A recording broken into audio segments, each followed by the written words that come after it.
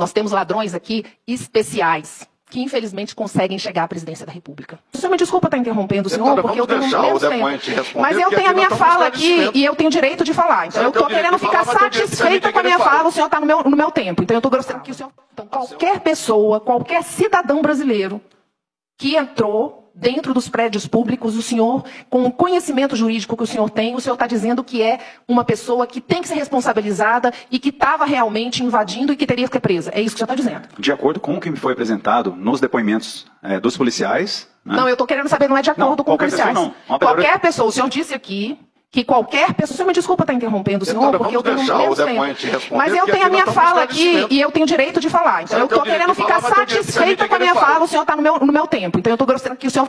A senhora tem o direito de falar, de perguntar, mas ele tem a obrigação de responder. Portanto, a senhora vai falar e depois eu vou conceder o tempo que for necessário para ele responder. O senhor não tem direito a isso de interromper meu tempo. E eu quero dizer que no meu tempo eu tenho que estar contemplada, porque o senhor tem que entender o que eu estou falando. Eu estou querendo que o senhor me explique se qualquer pessoa, que seja senhora, que seja jovem, que seja homem, que seja mulher, que seja homossexual, que seja LGBT, qualquer pessoa brasileira que entre dentro de um prédio público, da forma que foi falado que o senhor disse, tem que estar presa. É isso que eu estou perguntando. Simples assim. Naquele contexto, sim. Naquele contexto que me foi apresentado, pessoas que estavam se manifestando e entraram no prédio, sim. Agora, se a senhora quiser me dar um outro exemplo... Não, é naquele contexto. O senhor está me dizendo naquele contexto.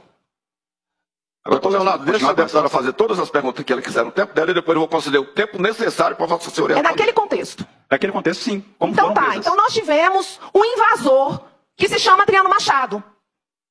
Adriano Machado é um depoente que teve na CPI essa semana, que estava portando uma máquina fotográfica, e naquele contexto, como o senhor disse, como delegado, ele tem que estar preso. Ou existem pessoas brasileiras que podem entrar dentro do patrimônio público e não estar presa? Naquele contexto, tem que estar presa. Depende do que for apresentado. Eu não sei como ocorreu a situação. Adriano Machado é aquele senhor... então eu vou mostrar... Eu vou falar para o senhor, porque pena que se eu soubesse que é o senhor está falando isso, eu teria trazido o vídeo que eu já apresentei algumas vezes. Adriano Machado é aquela pessoa que foi contratada para fazer um documentário do 8 de janeiro, que existiu sim. Existiu sim. 8 de janeiro existiu. Existiu com invasores. Existiu com pessoas que depredaram. O Adriano Machado é um jornalista da agência Halt, que está lá trabalhando.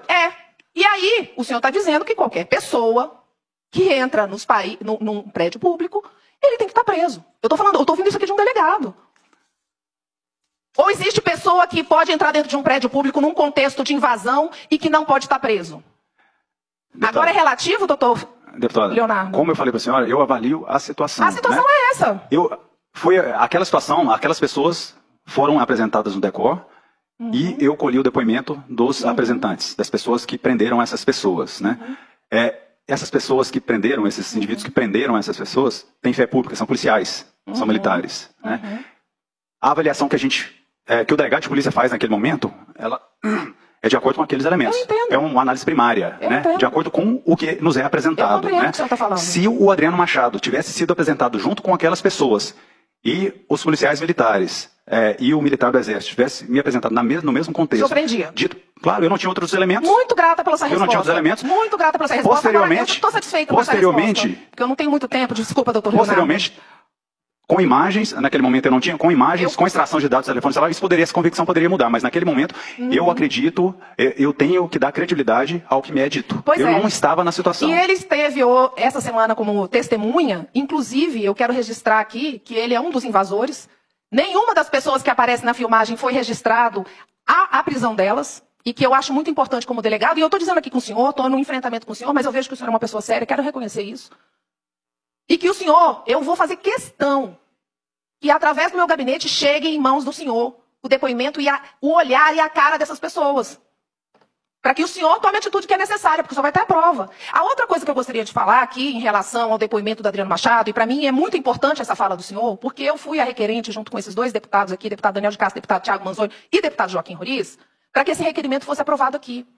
Porque eu quero dizer que eu sou uma grande defensora da imprensa, a liberdade da imprensa, até de não concordar com o que eu estou falando. Mas nós não podemos dar salvo-conduto para ninguém. E o senhor Adriano Machado esteve lá, contratado, para que ele pudesse fazer um ensaio cinematográfico com esses vândalos. que não estão na cadeia. Nenhum deles está na cadeia.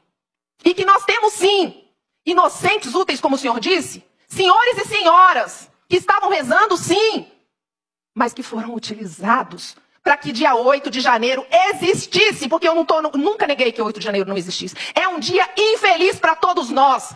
É o dia que tentaram calar os brasileiros, as brasileiras.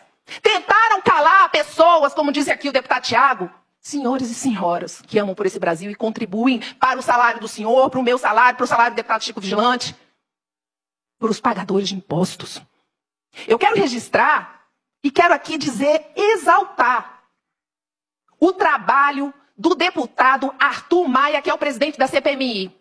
Um colega que foi meu, e eu estou querendo aplaudir o presidente da CPMI. Ele tem feito um trabalho de excelência, dando voz, com muita seriedade e muita responsabilidade, para os parlamentares, senadores e deputados da oposição e da base, porque é assim que se faz uma democracia, respeitando os diferentes. Quero registrar que o ministro Flávio Dino, ele se recusou a dar imagens, mais de 30 imagens que foi colocado. Isso porque foi autorizado pelo STF. Esse mesmo ministro Flávio Dino, que era responsável pela Guarda Nacional, e que o senhor Adriano Machado disse a essa CPMI que viu a Guarda Nacional inerte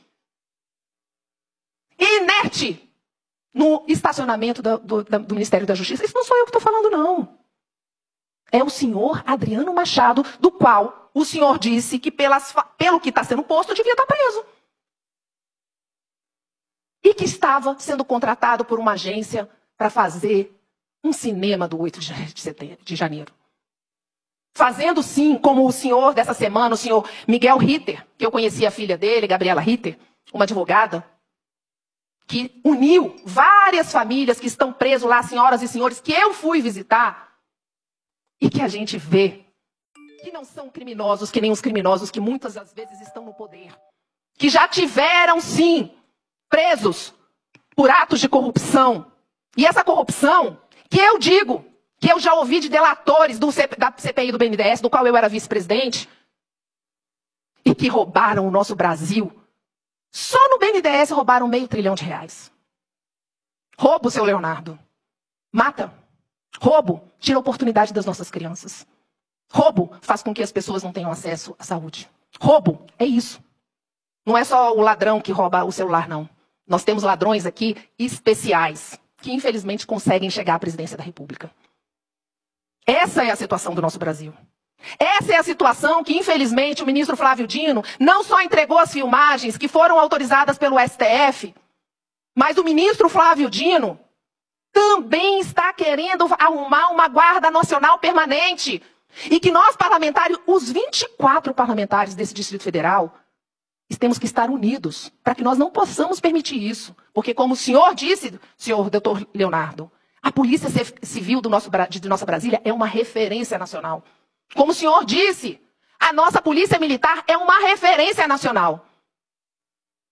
E o seu Flávio Dino está querendo tirar o nosso fundo constitucional para que ele possa justificar essa força, essa força nacional. Você não precisa ficar preocupado com o tempo, não. Eu tenho que estar.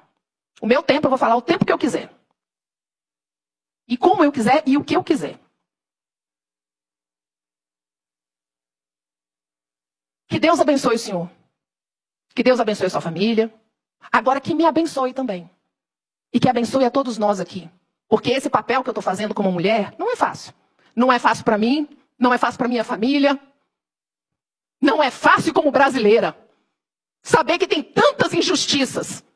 Saber que nossas crianças estão abandonadas. Enquanto uns dão uma risadinha. Com pessoas inocentes presas.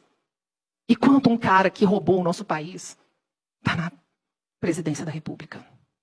Que Deus abençoe. Muito grata, presidente.